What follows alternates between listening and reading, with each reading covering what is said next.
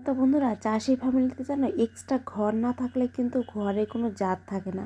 যেহেতু ফসল আসে আমাদের চাষি ফ্যামিলিতে, আমরা যেহেতু গ্রামে বাড়ি, তো আমাদের কিন্তু মাসে মাসেই ফসল আসে। মাসে মাসে বলতে 6 মাস পর পরে কিন্তু আমাদের ফসল চলে আসে। তাই এই ফসল রাখার জন্য এক্সট্রা যদি একটা ঘর হয় না, কিন্তু অনেক সুবিধা হয়। কিন্তু আমাদের যেহেতু এক্সট্রা কোনো ঘর নেই, এই একটাই ঘর। একটা ঘর আমাদের, আর একটা ঘর হচ্ছে আমার শাশুড়ি মার ঘর। এই দুটো ঘরই হচ্ছে আমাদের বাড়িতে বাড়িতে দুটো ঘরই, আর বারান্দায় একটু জায়গা আছে, এই আর কি।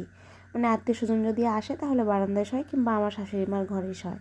এই হচ্ছে আমাদের বাড়িতে ঘর। কিন্তু ঘর না থাকলে যে এত অসুবিধা হয়, মানে বলার মতো না। মানে যত ফসল আসে, বৃষ্টি মিষ্টি হলে না, সব ফসল আমাদের এই বারান্দায় এসে এইটুকু জায়গার মধ্যেই রাখতে হয়। আর এইটুকু জায়গার মধ্যে ফসলগুলো রাখতে এতটা মানে অসুবিধা হয়, মানে বলার মতো না। হাঁটতে চলতে, যেহেতু একটা বাচ্চা আছে, তো আমাদের একটা ঘর না দিলেই নয়। তো কবে দেখা যাক, ভগবান কবে মুখ তুলে তাকায় আর একটা ঘর দেয়া যায়, তো দেখা যাক কি হয়।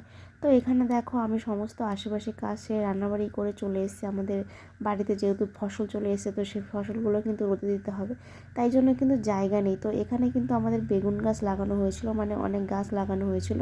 তো সেই গাছগুলো কিন্তু এখন তুলে ফেলেছি। আর সেই তুলে ফেলে এখন কিন্তু জায়গাটা পরিষ্কার করে একদম নেট টেট বিছিয়ে দিয়েছি। এখানে কিন্তু আমরা ফসল শুকাবো। আর ফসল শুকানোর জন্য জায়গা না হলে কিন্তু হয় না। আর আমার এই ঘরের অবস্থা দেখো, মানে মাটির একদম মাঠের মাটি দেখো, কত মাটি চলে এসে ঘরের মধ্যে। এগুলো কিন্তু সব ফসলের মধ্যেই ছিল, এত মাটি। মানে কি বলবো, আমাদের ঘরটা এত নোংরা হয়ে গেছিলো, মানে বলার মতো না। তো এখানে না হাঁটা যাচ্ছিলো না, একদম পুরো ধুলোবালি হয়ে গেছিলো। মানে মানুষ বাস করার মতন হয়েছিল না, এতটা পরিমাণে। ঘর না থাকলে যা হয়।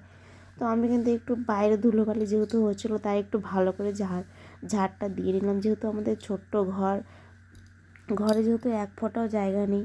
তারপরে দেখো, আমি কিন্তু ঘরটা ভালো করে ঝাড় দিয়ে মুছে নিলাম, না হলে কিন্তু এখানে হাঁটার মতো পরিস্থিতি একদমই নেই। মানে এত ধুলো হয়ে গেছে, পুরো পুরো মাঠের যত ধুলো আছে সব মনে হয় আমার বাড়ির মধ্যেই চলে এসছে। এই ফসল রাখার জন্যই এত অসুবিধা। তো আমার কিন্তু আধা ঘন্টা লেগেছে এই ঘরটাই পরিষ্কার করতে। মানে কি বলবো, পরিষ্কার না করলে তো এখানে হাঁটাচলাও করতে পারবো না।